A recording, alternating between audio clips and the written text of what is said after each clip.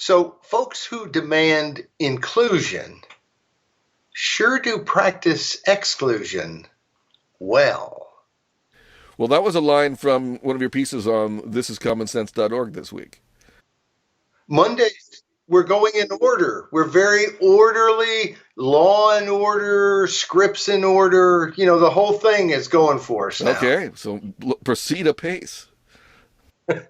Consigned to Outer Darkness was Monday's piece. And it's like scratch the record, go back a second.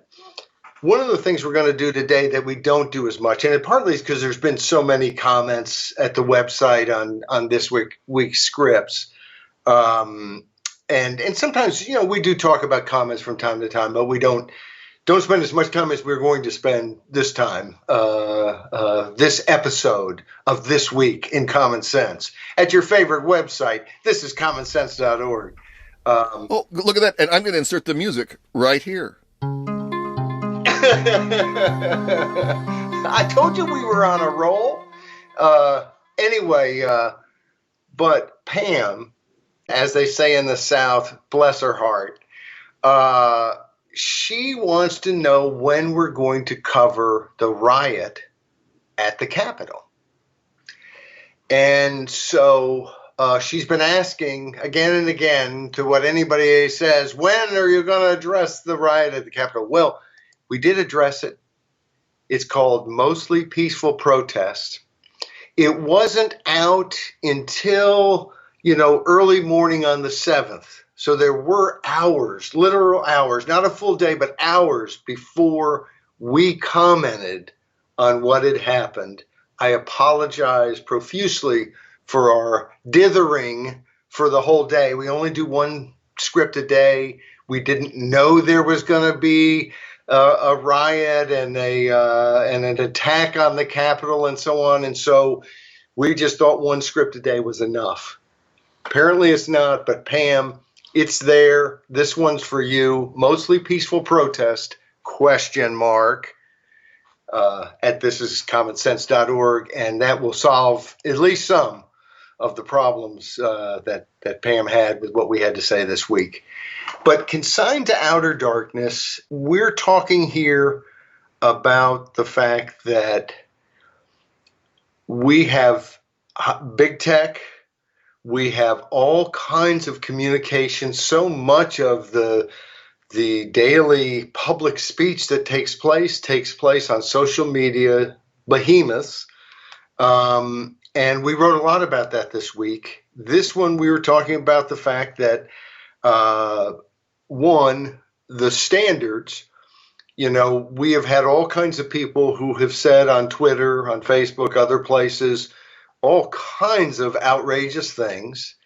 I tend to be a person, we love free speech at thisiscommonsense.org, and we don't mind having, platforms where people can say what they want.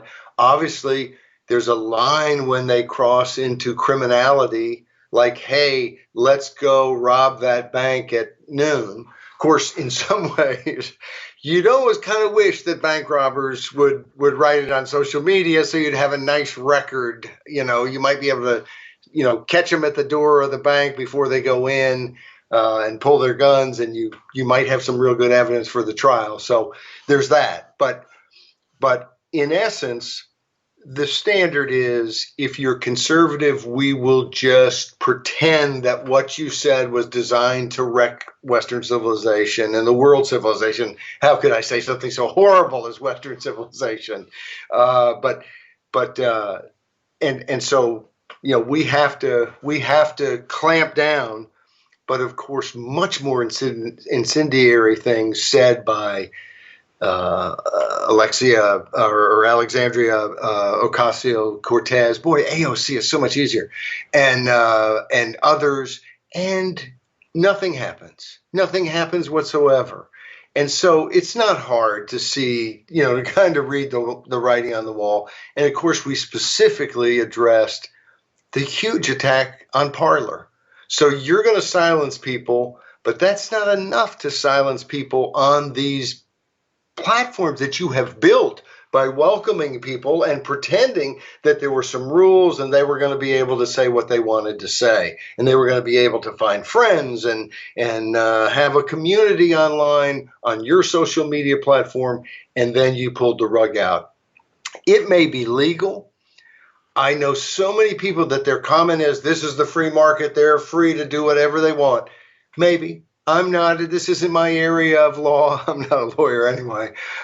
So there is no area of law other than getting screwed by the law. But I do pay attention to the law, but not so much here. This isn't my expertise. I'd like to know, is it legal? And so we asked that question a couple of times, I think, this week. But in this particular piece, I also noted that Rush Limbaugh deactivated his Twitter account. More on this as we go through the week, but I noted that so did I. And one, I just never liked Twitter. I just have to admit, I just never got it. It just seemed like, you're just begging people to be their most obnoxious all the time. And so, it's not my cup of tea. But I had planned to get rid of Twitter with the blocking of the New York Post. I mean, this is a social media company that, and we wrote about it at the time, social media company that basically said the reason they blocked the New York Post and held them blocked for 2 weeks through the election was that it was a hack story. Well, of course, it wasn't a hack story. Of course, they put other hack stories up all the time, and that's never been a rule there. It's ridiculous. And so we have these very powerful centers of tremendous, what we're told is private control, even though they're doing all kinds of stuff with the government, and you don't know how much. In all the secret CIA, who knows what they're, what Apple or Google or Facebook or any of these folks are really doing with the deep state.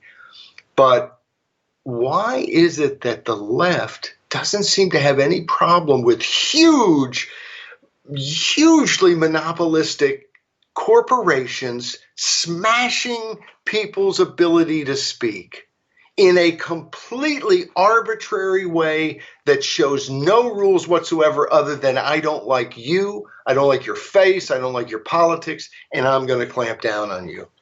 And they seem to be fine with that. Oh, it's legal, it's legal. No comment on whether that's the sort of society that we want to have. Do we want a society where, certain viewpoints are just punished constantly? I don't. And I've said that very clearly. And it seems to me that when you don't raise, like nowhere in any common sense that I'm aware of, have I ever said, we need the government to force private companies to do this or do that. We're looking at how are they allowed to do certain things that other companies are not allowed to do? How are they allowed to pretend that they have a platform that they don't control when they're controlling their platform and what you say left and right? That is not an invitation for the government to take over all communications. That is an invitation to have laws that are fair. Equality before the law is really important. If you didn't have to be equal, you could do all kinds of insidious things to destroy certain people in certain communities. And frankly, that's what they're doing. That's what they're attempting to do. But we wanted to get to some of the comments. And of course, Pam's is the first one. The Capitol was under siege, and you were worried about Trump's Twitter account? Yes. And yes. Good one. She got that. She got both right. Though, was the Capitol under siege? A siege is a protracted surrounding of an institution or a building and forcing people to behave to surrender. It was an incursion of some sort, but it wasn't a siege, really. So that's a lie. And she must be a liar. And they lie. People are very particular about the words other people use.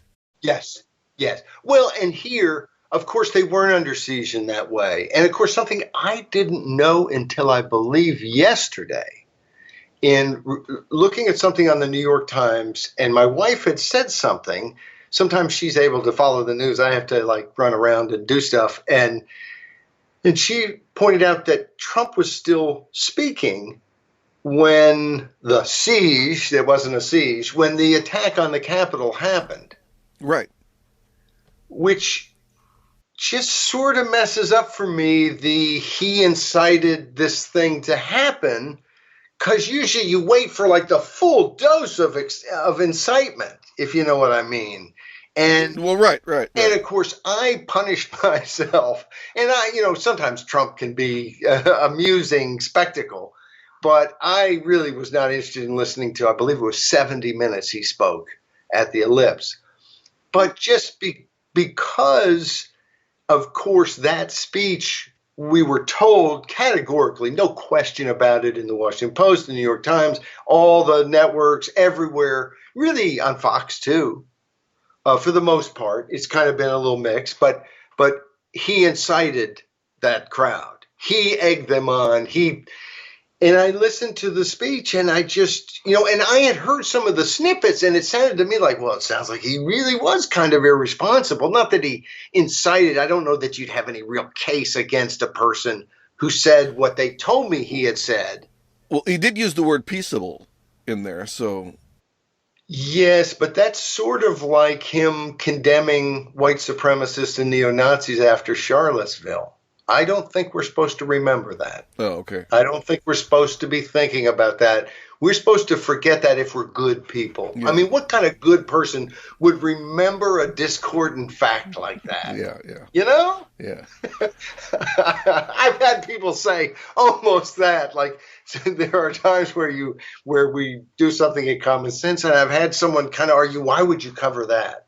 Not that you're wrong, that didn't happen, or you're wrong about the implications of that, but why would you cover it? Why would you allow people to think about something that doesn't further the fatherland? That's sort of the attitude. Yeah. It's, Well,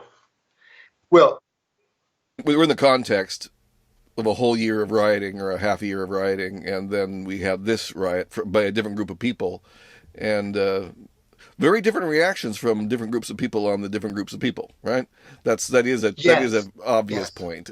We have pointed that out several times. We pointed it out. We tried to point it out somewhat gently. We didn't make it the whole thing of mostly peaceful protest, but we did, partly because we wanted to point out that some things worked. Our society is horrible and so on, but I think some policemen did some pretty good footwork, and that was part of what that script was about as well. I noticed that two-war Aben vet, I don't know what that means, but that's one of our commenters, said 8 months of rioting, looting, and torching entire cities. That's kind of wrong. Crickets. A few hours threatening useless Washington bureaucrats, howling outrage.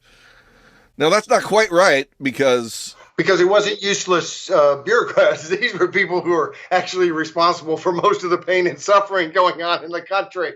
But they do not deserve to be threatened and with violence. So no. But it is, I think there are a lot of people out there, and I've had a few who kind of say, hey, this is the way I feel, who did not like the violence, did not, would never be involved in that themselves, opposed it, but also look at it and say, these people, in the same way that folks with Black Lives Matter do, you've got to understand the anger that's out there, because you screw people over all the time, because they're supposed to be free citizens who are part of something, and they're not. They've been divorced. They've been pushed out. No one cares. They don't feel like they get anything with their vote. You know why? They don't get anything with their vote. If you're in a state that has initiative and referendum, sometimes you can. Every once in a while, someone will run and actually do what they said they were going to do. Of course, a few of the instances are just an homage, President Trump, because in essence, Trump, partly, I guess, because I'm not sure you knew exactly what he was going to do, but in many ways did what he said he was going to do. on all kinds of fronts, and you kind of had some sense of the kind of personality that was coming. I don't think people bought into that as much as they actually bought into not having Hillary Clinton be president, but that's another story altogether. But brought up again and again and again, and someone could dismiss it as whataboutism. Oh, you want to go back and fight about the summer. I don't want to spend any time arguing that somehow we have to do the same thing we did in the summer to these people who, like I've had people say, if you're going to go after the people who rioted this summer, then go after these people. When I wrote the thing right after the event. No, you go after everybody. If they didn't go after them, they didn't go after them. But you have to go after people who are violent and commit crimes. And in essence, there is a murderer. Someone inflicted enough damage that it appears very likely they murdered this policeman.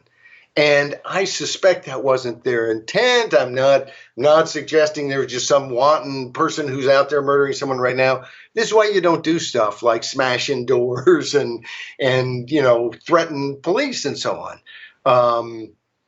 But throughout all of this is the realization that, and maybe we don't talk about it directly enough, we're lied to all the time. We're lied to all the time by our government, and everybody knows that, and we're lied to by the news media. And I remember a few years back thinking, I expect politicians to be lying Saxa, you know what? But you just somehow, it just doesn't feel right to think that's the way the media is too.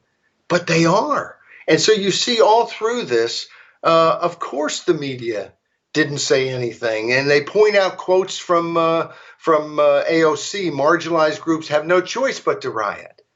Twitter didn't shut her down after she said that. And Pat asked this question in the comments here on this first one. Do you really think that big tech has the right to silence hundreds of millions of Americans in the wake of this assault? Who gave Amazon, Apple, and Google the right to decide what is acceptable? Well, I think as we go on, are going to have some other people suggesting where we're headed, which is they're doing it. Whether they have the right to do it, whether every legal I is dotted and T crossed, I don't think so. And I think we should be looking for every legitimate legal way to stop them from behaving the way they're behaving. But I do not want to use any illegitimate, illegal ways. I don't want to deny them their First Amendment rights. I just want mine, and I want other people to have theirs. And so we'll jump to Tuesdays, which is about one of my favorite guys, not in Washington, good for him, but former Congressman Ron Paul. Ron Paul and the fascisti. How badly did I massacre that? I think that's how I would pronounce it. I just, as I was reading, I thought, I've never said that. I've read it. I've never said it. Well, I'm not Italian, so my Italian pronunciations are a little bit beep, but nevertheless, I do love the word because we say fascists all the time.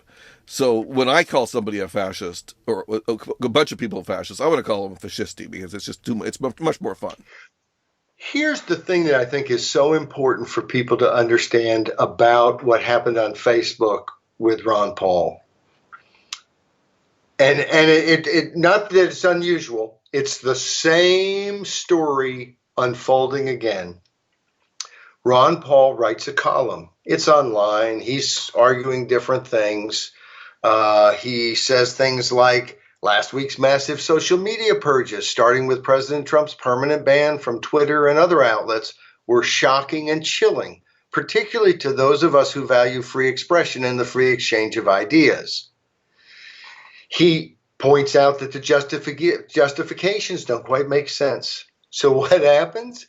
Facebook blocks Ron Paul's page. He can't do anything on his page, and they block this column. Now, I had several people who aren't terribly political people who, I posted something on my personal Facebook page and a lot of back and forth. And one woman said, that's really the article that they shut down his Facebook page on? I mean, because you read the article and, it's not like Ron Paul doesn't have a stated opinion, and he's not saying everything in totally, completely ridiculous, well, possibly, perhaps, Washington speak. There's nothing in this article that any reasonable person would think was objectionable. Just nothing. So what's being shut down? A political argument for why what Facebook is doing is wrong. That's what's being shut down. But the other thing is Facebook then has to pretend it has rules.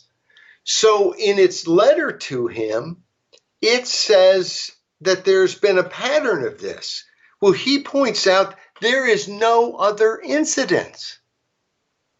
So again, just like with this news was hacked, it doesn't hold up. They're lying. Can people develop these social media things and tell you that there are rules, and then it turns out there really aren't any rules, and they can zap you anytime they want?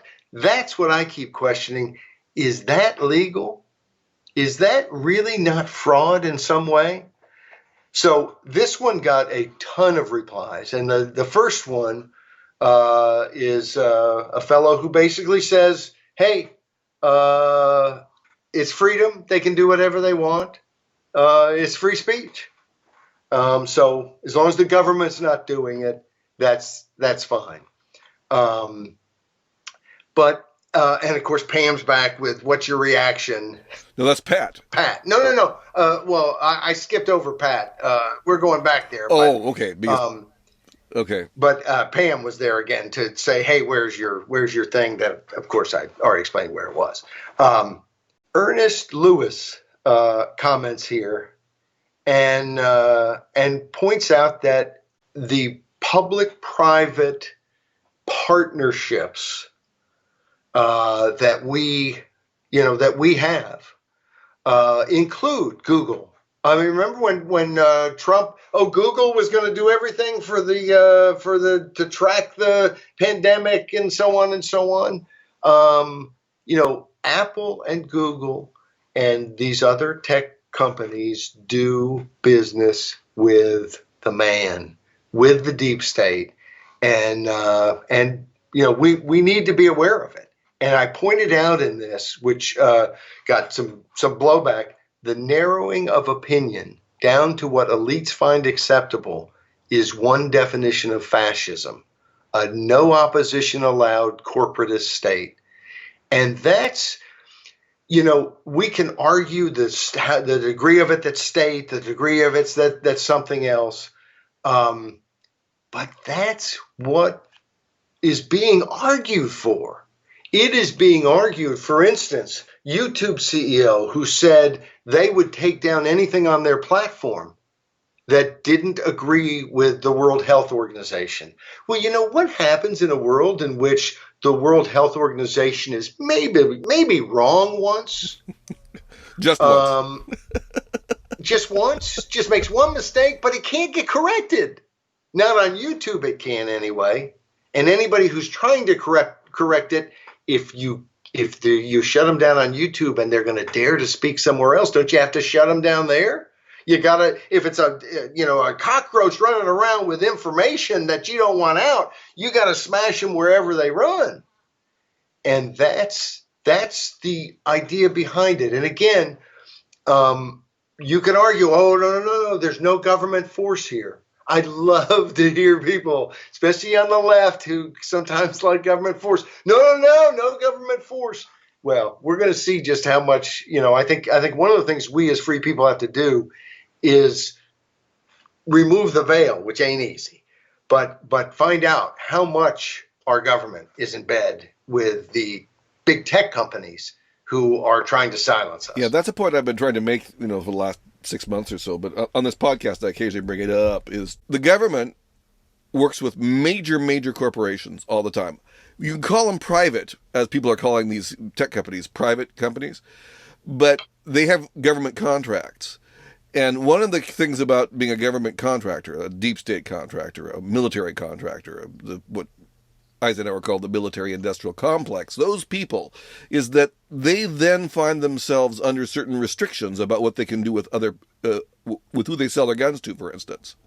They aren't allowed, for instance, to sell nuclear bombs to Iran or North Korea if they make nuclear bombs for us, for the United States government. Not us, not you and me, but the U.S. government. Right. And so my point is, if the government is making contracts with the major social media companies, then the strictures on what the companies do should be similar, and they should abide by the First Amendment. That is, that for the same kind of reasons as that they're not allowed to behave and just have private company kinds of interactions if they have deep state contracts. Because what that really means is that we have as a deep state outfit controlling us, which is exactly the wrong position we want. Right. Does that make any sense? No, it does make sense because we don't quite know the full extent that because so much of what is done is kind of at the CIA level or the NSA, and so we're not privy to any of the information. But it seems to me that this whole idea that somehow this is just freedom, well, then spread it across. For instance, the antitrust laws, which I'm not a big fan of antitrust laws, but I don't think there's any question that antitrust laws, like one of the things I have pointed out to folks is, the shutting down of Parler. That's almost a classic case of big operations colluding to wreck a smaller competitor. And in the marketplace with freedom, there's certain opportunities to do that. So I'm not saying, gee whiz, let's give the government the right to decide who can or can't. But frankly, the way our laws work, the government has the right to decide who can or can't put together these trusts and so on. And they allow Major League Baseball to do that. And it certainly appears that they're allowing Apple and Google to do that. And so, what's good for the goose is good for the gander. You can't really have freedom unless there is equal protection of the laws. You can't enforce the laws against some people, but not against other people, and say that that's a free society. So I think there's a lot going on here, and I think that the two things that come through in the different comments that people left, there is total recognition of being lied to by the government and being lied to by big media and being attacked. And what happened at the Capitol, being used to somehow try to smear as many people as far and wide as possible in order to do more of stomping on people's ability to speak. And I'll just mention this story briefly. But on Wednesday, we did Realtor Group Gag, and the National Association of Realtors is basically coming out with new rules where they can fine you if they didn't like your Facebook post, if it's hate speech. And you can imagine who's going to complain that some normal thing you said is hate speech, and who's not going to complain that some hate speech is hate speech. The left's going to complain when someone says some normal thing, and the right's not going to complain no matter what, because they're thinking, even though what you said is absolutely hateful, I'm not the type of person who's constantly calling and asking people to shut you up. So we won't go into a whole lot of detail other than to point out that here's a case in which the National Association of Realtors is free to do whatever harebrained, stupid thing they want to do. They can terrorize their membership if they want within certain legal bounds, but it ain't right, and their membership needs to push back. And I learned something really interesting I think we had 12 comments on this, but Thomas Knapp, who often is commenting and isn't always right because he doesn't always agree, but he often has something interesting to say. He points out that speaking of organizations banning speech, NAR has a trademark on the word, he says world, but he just a little typo. I do the same thing, on the word realtor. You don't get to call yourself one unless you're a member. I think I could find something else to call myself. Home seller. Anyway, but isn't that interesting? It's people are going to use their connections and their power at a time like this to try to silence and smear. And what do patriots do at a time like this? They don't allow people to silence and smear. So have we moved to Realtor Group Gag from January the 13th? We have, and we're about to move off it. Okay, just like that, moving on the week. And now my favorite title of the week. Yes. Our InfoWar. And in the email blurb, we mentioned that we don't mention Alex Jones once. And that was actually the reason I like that title, is that we don't mention Alex Jones once. You know, it's something that I don't know if, surely nobody enjoys our titles as much as we enjoy our own. But this was a synthesis, went back and forth, and I did love it. And, of course, people who subscribe to our email, and if you go to thisiscommonsense.org, you will see at the top there is a place to subscribe. And I heard somebody had a problem with it yesterday, and so we have to check that out. But anyway, if it is a problem, we'll fix it. But they emailed me just a few minutes ago. But go there and subscribe and get it by email in case who knows what, all flocks of locusts, prevent the internet from working or something. Well, it still wouldn't work, so I can get the email to you. But anyway, a lot of people get it by email. It's a good way to, remember, here it is. It's in my email. It's short, so you don't have to go to any websites. You can just read it there. A lot of people do that still, us old folks.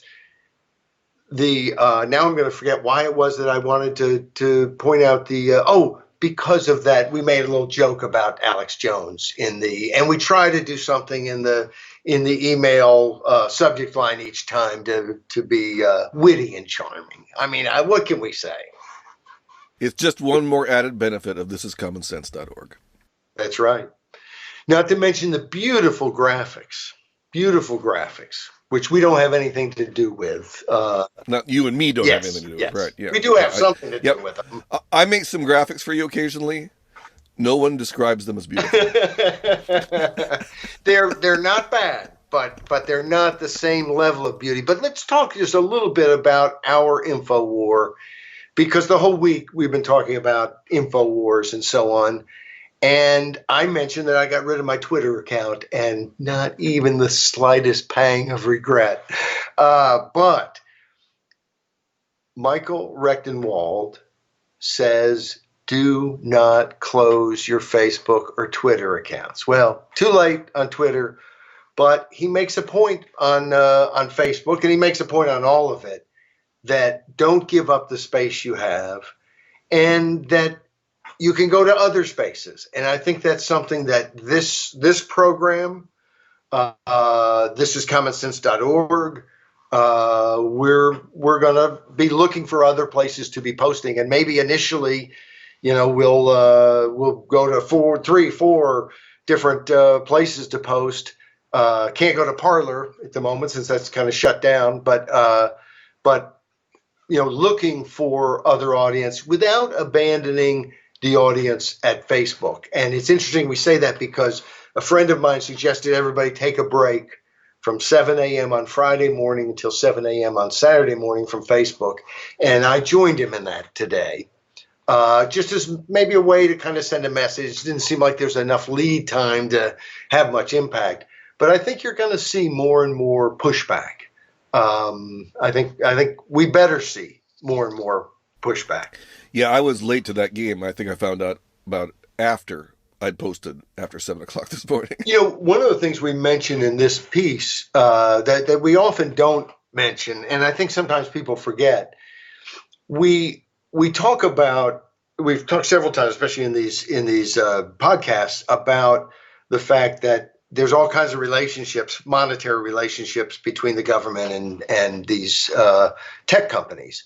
But we don't address as often the fact that these tech companies have been pulled before Congress and lectured and urged to block bad things from being on. And what they mean by bad is anything that might cause them any heartburn about reelection. That's exactly what they mean. And trust me, it gets communicated. And, one of the things that the last week of the campaign, if you don't have an ad up, you can't get an ad up on Facebook. Did that help any challengers? I don't think so. Did it help incumbents places? I'll bet it did. I'll bet there was a challenger who didn't get the money in time to get everything up on Facebook they wanted to get. And I'll bet there wasn't an incumbent out there who made that same mistake of not having money when you need it. And again, see, stuff like that is with almost any of the reforms, election, early voting, different things that are discussed. It just seems like it's never discussed with any sort of sense of what's the real impact on what's going on politically. And again, you find, it's a huge advantage to incumbents. Oh, shucks, that must have just been an accident. And as FDR, who's not my favorite guy, said, but he was right here, nothing in politics happens by accident. One of the things I find funny on the left is that for 8 years, 10 years, that we've been hearing about how awful Citizens United decision was. Remember Citizens United? Yes. And which allowed corporations to influence elections. And what they mean, of course, is to allow corporations, which is just a legal designation for a kind of way of pooling money and moving it around, to say things that they don't like. That's what they really mean. They don't want to have anybody hearing from certain ideas. That's what they don't want. And Citizens United was, all along, it was about suppressing a movie.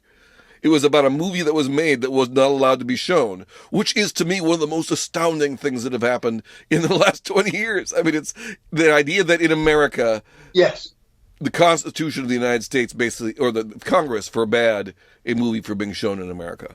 To me, this is just so weird that I don't even understand how these people think. But, and all that time, but think about all that time, you and me and everyone was saying, these are just, private individuals doing things. And we would say things like, you can't really, control what a private corporation does, right? Because that's not your purview. You don't have. Now that argument is being used by the left to defend the suppression of speech and basically of ideas. And they do it because, on the surface anyway, their left friends have all moved into major corporations, and it's the corporations that are squelching speech. It's not the government directly. It is these corporations. So it looks like So corporations was just complete BS, just a word to throw out for people doing stuff we don't like. Right. And now they're doing the same thing they wanted done through the instrumentality that they said shouldn't do it. Now, there's some ironies for us in all that. I mean, I think it's kind of funny. I mean, I find it kind of hilarious. I mean, that they basically are suppressing thoughts from being expressed, but instead of using the government against corporations, they're using corporations against the people. Okay. I think people should be clear that that's where the left is right now. And that means that they are now in the bed with the corporations, and they have embraced the corporations, and they are the corporations. And I think we should just remember who's doing what to whom, at what point, through what instrumentality. And that's just kind of interesting. And how we should react to it all, I do want to go back always to the government and the deep state connections, but it is interesting that leftists who are wanting to suppress their political opponents are using corporations to do so. And I'll tell you, it is so important, it seems to me, from a practical standpoint, to separate private and public. The worst of all possible worlds is the public-private partnership. Well, sure. And I say this, I'm going to mention a really tiny, in the grand scheme of things, maybe example of this that hit home to me. I get involved in petition drives and so on. And you're always looking for places where people can go find citizens and collect signatures. You know, the town square is not where people are. They're at the mall, and the mall security says, get the heck out of here. So you're always looking for places. And some of the best places are government buildings, because they can't, you know, say, hey, get out of here. There's no freedom here, because they're supposed to believe in freedom. So often the Department of Motor Vehicles or some other government bureau that has foot traffic where you would want to petition outside is on private property, so that they can say, well, no, you're not allowed to be out here because this is private property. You mean I can't speak to people who are traveling to this government office because they're walking across private property to get there? And of course, you can understand, I'm not wanting to strip mall owners of their private property rights. I don't want the government set up anywhere where we can't get to it. You know, you could have total transparency by putting all government documents on the moon and allowing anyone, anytime, to read and look at all of them. But of course, none of us are able to get to the moon. And it's that sort of thing. Now, this is a tiny thing, but you can see how you can somehow create this situation in which someone's private rights prevent someone else from getting government service that they need, justice that they need, redress of grievances that they need. And so this is very serious stuff. And usually the right and the left, the free market conservative, the libertarian, and the woke person on the left who doesn't want the little guy smashed, they're worried about these big public-private partnerships because they understand that's how the connected do so much to enrich themselves at the rest of our expense. And poor people can't afford a whole lot of expense. So it's really kind of obnoxious of them to do this. That is changing now to, hey, as long as you're going to silence my political enemy, hey, you're my buddy. We love the private-public partnership. We love certain corporations getting extra powers. That is, it's scary. It's as scary as anything out there. And of course, all these things are working together. I want to mention two things about the comments on this. One, Pat, bless her heart, and I mean that in a much more enthusiastic way, points out I'm not on Twitter. I'm not on Facebook, so I can't get off. She questions whether we can subvert from within by staying on, and I salute. That's a good question. Well, that was kind of the point of your point. Yes, and I think that we can to some degree, but we have to be honest with ourselves and we have to assess. But I liked Tom Knapp was back and made his suggestions he says, I just added Telegram to the list of my newsletters editions. He does it on the web. He does it by email, Facebook, Twitter, Steemit, which I'm not even familiar with, Minds, which I am familiar with, MeWe, which I've been on, Diaspora, and now Telegram. So he's suggesting here's some places to go. But there are times where people are going to block you. I know my father started a company when he was 50-something years old, and he had a do not compete clause that stopped him from competing in the biggest county in the state of Arkansas, Pulaski County. And I believe there may have been a couple other counties right around there that he was prevented from selling. He had office machines, copiers, and fax machines, and all that kind of stuff. But he was prevented from selling in those counties. And my brother went to work with him. Of course, my brother could sell in those counties, which helped. But it created a situation in which all of a sudden my dad had business one county over this way. In other words, at the end of the 2-year period or whatever the period was, I don't have any idea, but it wasn't forever. But at the end of that period, he had a much bigger range of operations. And that's what we ought to be looking to do here is, no need to bitch and moan. That ain't us. We got to open up new territory and we got to fight where we are. And so that's I think that's the action item. And then we before we got going on this podcast, Tim and I were debating which graphic, Jim Gill, our graphic artist, which one of his we liked the best. And you liked, which one do you like? Mondays. I like Mondays with all the CNNs and everything on it, consigned to outer darkness. That was really.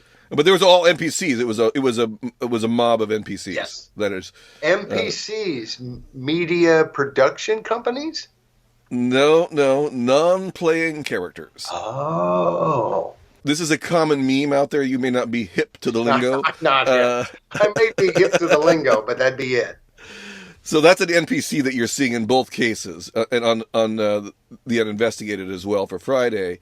That's an NPC image, and an NPC is in game playing, which I don't do any of. Me neither. I don't even do chess online. I just do none of it. Chess is hard. You got to think all the time. It's just very difficult. My favorite game is Go, and now an artificial intelligence has beat all the Go masters in the world. I've played Go before. So that's a great game. I like a variant of it anyway. But that's beside the point. NPCs are, when you go into these role-playing games, this is as I understand it. I won't ever do it, but go ahead. Yeah, okay. Sometimes some of the characters in there are characters that are other players, right? Like you, that are online or in a room full of players, and you're battling with them or allying with them or doing whatever you want. And then there are other characters that are simply the artifacts of the game itself. They're intelligences that are created by the game. They're non-playing characters. So they're fake beings, right? They don't have the same agency that the actual players are. And to call somebody an NPC is to basically tell them, you're not a full rational individual playing this game, this game of life. You have been so programmed by the memes out there or by some group you belong to that you really aren't a human being. Might as well be, you failed the Turing test, or you're just passing it because you're fake. And this is the worst insult you can actually, I believe it's actually the worst insult that anyone, there's no racist insult that is as bad as NPC. And basically we're calling CNN, and in this case, Anderson Cooper. Mr. Anderson Cooper, an NPC. So that's a huge insult. Yes. And this was the Uninvestigated. And this is a good closing script, and it's Friday's script, so there you go. It's all working together now. Anyway, back in June, we wrote something, and I guess there were stories back in February. Yes. About Dr. Fauci. One of the things he does is he has money that the taxpayers send in and Congress sends to him and to study things, to come up with cures for diseases and learn more about diseases and so on. We had a script, 12, I'm going to forget what the name of it was, 12 Little Monkeys? It was a play on the 12 Monkeys, the movie. Yes. Well, why am I even, I've got a link to it, so. Right, but you've have not seen the 12 Monkeys? I have seen that movie a long time ago, or most of it, but it was not, I'm not super familiar with it. Okay, it's one of my favorite movies. It's a Terry Gilliam film. The guy who did Brazil. Yes. Oh, yes. Okay. I love. And you like Brazil, love Brazil, right? Yeah. Which this puts your cred in the film aficionado movement much higher, because Brazil is a much weirder movie than 12 Monkeys. But anyway, Yes. 12 Monkeys in Charge was the piece from June 18th, 2020. And we pointed out that Fauci had sent $7 million in research funds to the lab in Wuhan, China, that has, at least in some people's view, is a likely source of COVID-19, of the coronavirus. And some of the research there is alleged to be this kind of, let's work up a super virus so that we can learn how to fight a super virus. Not to kill everyone, hopefully, but not that couldn't be somebody's plan as well. But there has been all kinds of speculation about, where did this come from? Did it come from wet markets? That was said, and everyone was supposed to believe it. And then it turns out that doesn't seem to be anything that holds up very well. Still possible, but doesn't. It seems like everybody's kind of said, no, that doesn't appear to be it. Did it come from that Wuhan lab? Was it an accident? Was it the U.S. military? That's what China suggested, that it's a bioweapon, and the U.S. military did it. And as a number of people suggested, yes, it's a bioweapon, but no, the U.S. military didn't do it. Our friends, the Chi-Nazis, the CCP, did it. We don't know. But I'm really curious, and Tim, we've had enough discussions. I know you're curious too. And when we did this piece, 12 Monkeys in Charge, back in June, we got all kinds of comments on it. Like, whoa, what is this? Where's this been? Why are you just now telling us? And of course, it's not like I have some crystal ball somewhere. There was an article in Newsweek. So it hasn't really been hid, but we constantly are talking about this virus or hearing about it, but it seems like we hear the same old crap again and again and again, and it's always that we should wash our hands. We had this discussion earlier today, Tim, when we were talking about what time we were going to do this and so on. It's still wash your hands and wear a mask and so on and so on. When they first were talking about it, they were worried it was on all kinds of surfaces. And you pointed out that it does look like masks have been really effective against the flu, which, of course, the flu is spread more in droplets, you explained. And I wasn't aware of that. But this appears to be airborne in such a way that what they told us early on about masks is probably right, that they're not very helpful. In fact, they may be somewhat harmful. They're just not going to stop. The particles are tiny. They're going through the mask. If you're all masked up and you're in a room with 5 people and one of them has coronavirus and you're there for 2 hours inside breathing the same air, you're in trouble. And so, but we don't get any of that. And maybe I'm wrong, but it's like I'd like to hear the discussion. I'd like to hear smart medical people tell us something instead of everything is so we can only have one voice and he's going to say this and no one can disagree. If you disagree, we shut you down.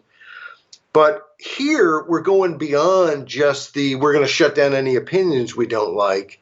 And we're asking the question, why is it so hard to get our reporters to actually investigate stuff and report everything?